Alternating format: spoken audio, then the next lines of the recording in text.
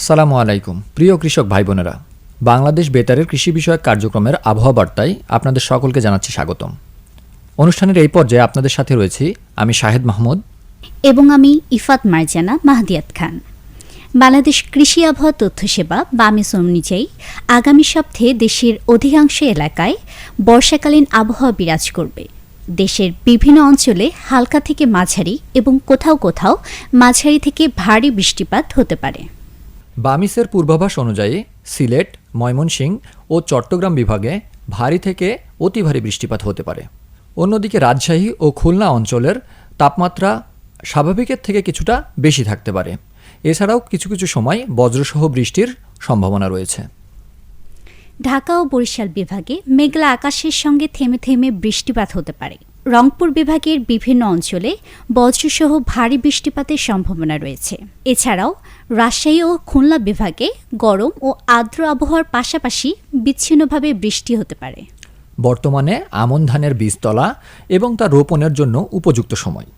অতিরিক্ত বৃষ্টির কারণে জমিতে যদি পানি জমে থাকে তবে তা দ্রুত নিষ্কাশনের ব্যবস্থা করতে হবে। বীজতলা উঁচু স্থানে তৈরি করুন এবং প্রয়োজন অনুযায়ী সেচ এবং পানি নিষ্কাশনের ব্যবস্থা রাখুন। অতিবৃষ্টিপ্রবণ এলাকায় ফল বাগানে যাতে পানি জমে না যায় সেদিকে খেয়াল রাখতে হবে। কলা, পেঁপে, অন্যান্য ফল গাছে প্রয়োজন হলে খুঁটির ব্যবস্থা করে দিতে হবে। গবাদি পশুর থাকার স্থানে শুকনা এবং পরিষ্কার রাখুন এবং বিশুদ্ধ খাবার পানির ব্যবস্থা করুন। হাঁস মুরগির খামারে পর্যাপ্ত বায়ু চলাচলের ব্যবস্থা করুন এবং জীবাণুমুক্ত পরিবেশ রাখার ব্যবস্থা করুন। কৃষক ভাইদের জন্য বিশেষ নির্দেশনা এই যে বর্ষাকালে বেশিক্ষণ বৃষ্টিতে ভিজে কাজ না করাই উচিত। এছাড়াও নিরাপদ বিশুদ্ধ পানি পান করুন এবং বজ্রপাতের সময় গাছের নিচে বা খোলা মাঠের নিচে অবস্থান থেকে বিরত থাকুন। প্রয়োজন হলে স্থানীয় আবহাওয়ার সর্বশেষ সংবাদ অনুযায়ী কার্যক্রম পরিচালনা করুন।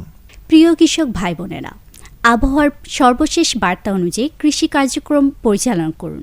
প্রয়োজনে স্থানীয় কৃষি কর্মকর্তার সাথে যোগাযোগ করুন। কৃষি বিষয়ক কার্যক্রম বাংলাদেশ বেতারের পক্ষ থেকে আপনাদের সকলের জন্য রয়েছে শুভকামনা। ধন্যবাদ।